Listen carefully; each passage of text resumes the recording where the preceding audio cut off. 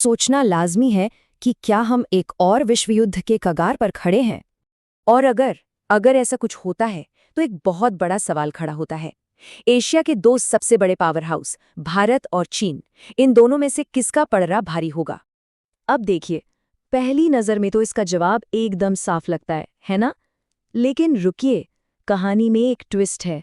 कुछ ऐसी बातें हैं जो शायद पूरे नज़रिए को ही पलट कर रख दें। ज्यादातर लोग यही कहेंगे कि भाई जाहिर सी बात है, चीन ही आगे होगा। आखिर वो दुनिया की दूसरी सबसे बड़ी इकोनॉमी है। उसकी मिलिट्री पावर देखिए, टेक्नोलॉजी में भी वो कहाँ से कहाँ पहुंच गया है। तो हिसाब किताब तो यही कहता है कि चीन ही फायदे में रहेगा, राइट? लेकिन क्या ये तस्वीर पूरी है, या फिर इन बड़े बड़े आंकड़ों के पीछे कोई और ही सच्चाई छिपी हुई है? चलिए इसी बात की तह तक चलते हैं। जब हम इन नंबर्स और इकोनॉमी की बातों से हटकर जरा दुनिया के नक्शे पर नजर डालते हैं, तो एक बिल्कुल ही अलग और कह सकते हैं कि चौंकाने वाली कहानी सामने आती है।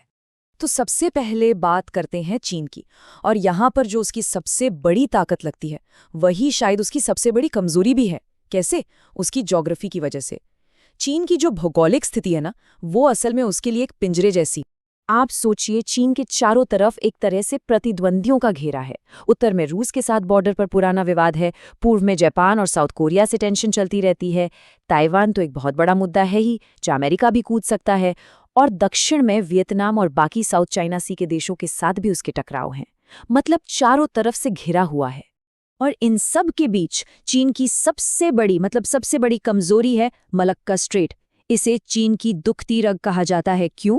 क्योंकि ये एक बहुत ही तंग सा समुद्री रास्ता है, और चीन की लगभग सारी, जी हाँ, सारी तेल की सप्लाई इसी रास्ते से होती है।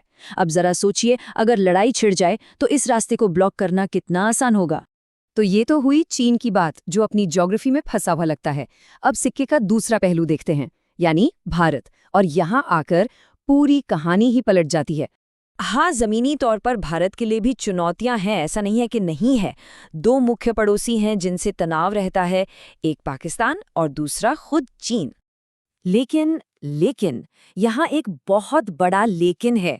इन दोनों के बीच एक ऐसी प्राकृतिक दीवार खड़ी है जिसे पार करना लगभग नामुमकिन है। हाँ, हम बात कर रहे हैं हिमालय की। ये पहाड़ और तिब्बत का पठार, ये भारत के लिए एक जबरदस्त डिफेंसिव बैरियर का काम करते हैं। और जहां चीन समुद्री रास्तों को लेकर घिरा हुआ है, वही भारत की समुद्री स्थिति एकदम बेजोड़ है। इंडियन ओशन में इसकी लोकेशन देखिए, एकदम सेंट्रल, एकदम डोमिनेंट। खुले समंदर तक इसकी पहुंच पर कोई रोक टोक नहीं है। मतलब अगर कल को कोई बड़ा संघर्ष होता भी है, तो भारत के व्यापार और तेल सप्लाई के रास्ते पूरी तरह खुले और सुरक्षित रहेंगे। तो अब दोनों को आमने सामने रख कर देखते हैं।